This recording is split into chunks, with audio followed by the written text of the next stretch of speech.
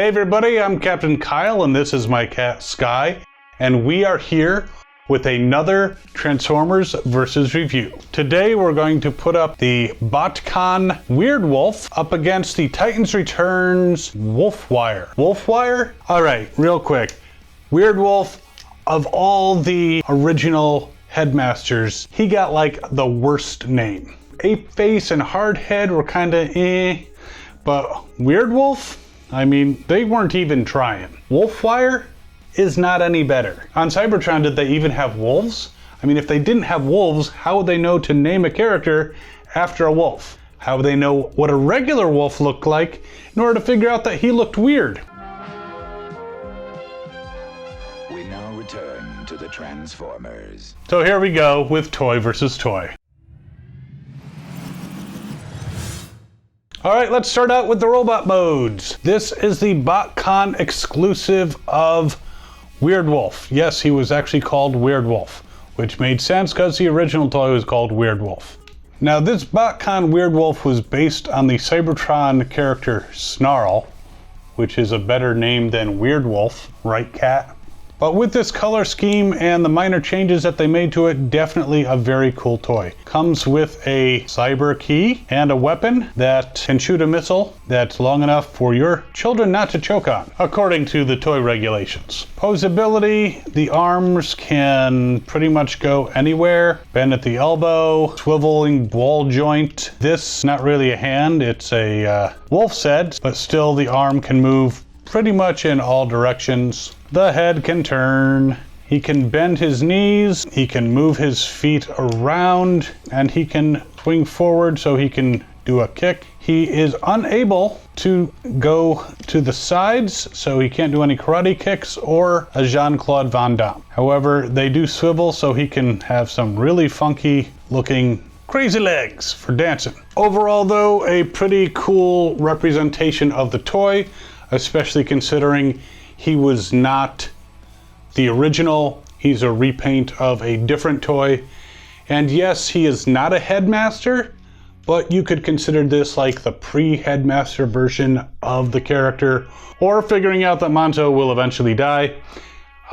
He could be the post-Headmaster version of the character. Oh, and the cyber key fits right into the side there, so easy storage. Weirdwolf, Wolfwire, from Titans Returns. The robot mode, very cool looking, very reminiscent of the G1, a little bit more reminiscent than the Botcon exclusive.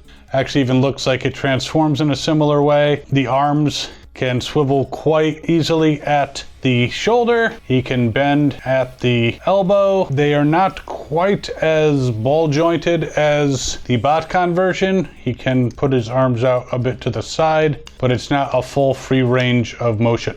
The Titans Return version bends at the knee, though because of his transformation, he's got these like side knee covers that it bends at the knee, but it looks kind of weird.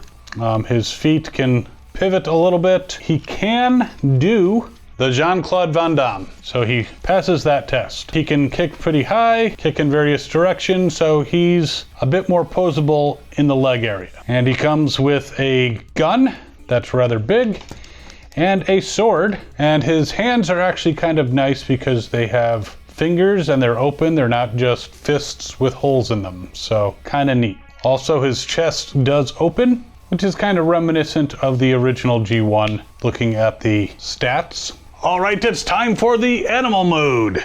Okay, wolf mode for the Botcon version, a pretty good mode. His legs are pretty posable as far as jumping around and moving the paws. He's got these odd ear type things that move, and as you move them, it makes his mouth move. It's actually part of the Cybertron key gimmick, where you put that in and it pushes his mouth open.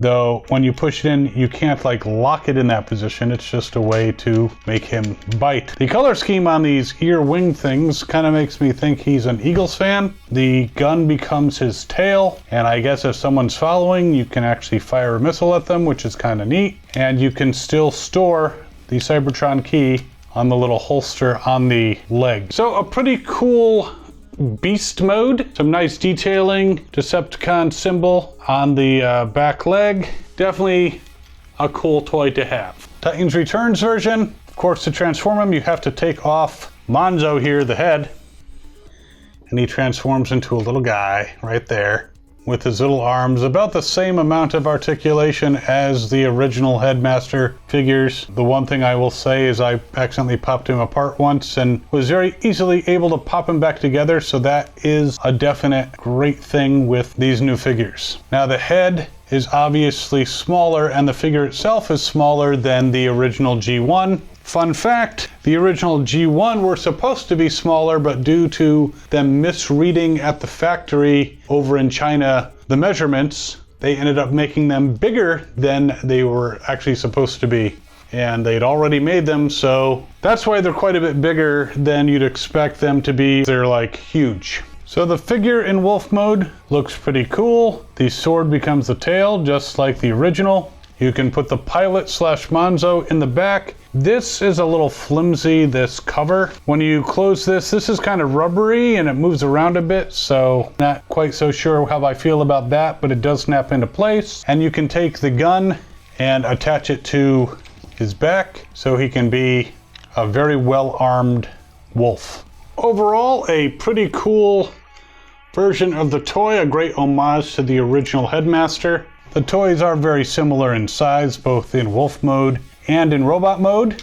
I think they're both worth having, but which one do you think is better? You can vote right up here. Is it the Botcon exclusive of Weirdwolf that comes with Alpha Trion, or the Headmaster homage that's called Wolfwire for some ungodly reason, and no G1 fan will actually call him that. They will just continue to call him Weirdwolf, which again is one of the worst Headmaster names ever. So after you vote, you can be sure to check out one of these other videos right over here. If you haven't already, you can subscribe down there, hit that notification bell so you know when we put out new videos. Be sure to follow us on Facebook, Twitter, and Instagram. We will see you next time, and as always, have fun and good hunting.